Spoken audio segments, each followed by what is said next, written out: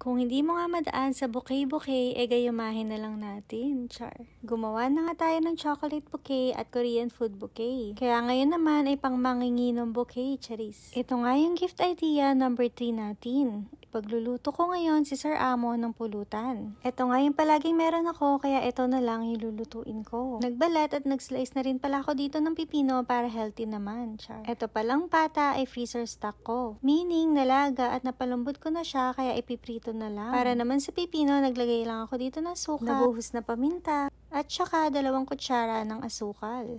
Nung nahalo ko na nga, nilagay ko na lahat ng pipino. After 10 minutes nga, pwede na nating baliktarin itong pata. Make sure nga na doble ingat ka kapag nagbabaliktad ng pata dahil panglapnos talaga yung talamsik nito.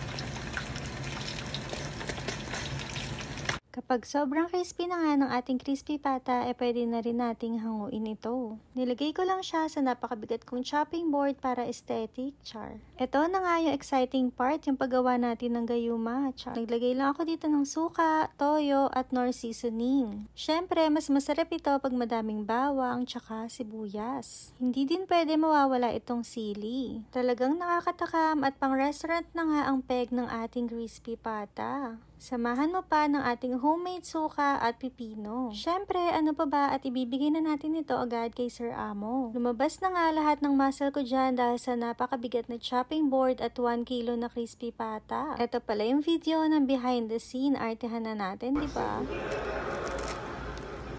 How long is this gonna take? Then let me move on to number 2. Unlike you, I can actually talk to women when I'm sober. Sa mga naghahanap nga dyan kay Sir Amo, nagpakita na siya kasi may red horse na, char. Kung natakam ka na nga, magluto ka na or pagluto mo na agad yung partner mo. Ayun lang muna, pretties. Bye!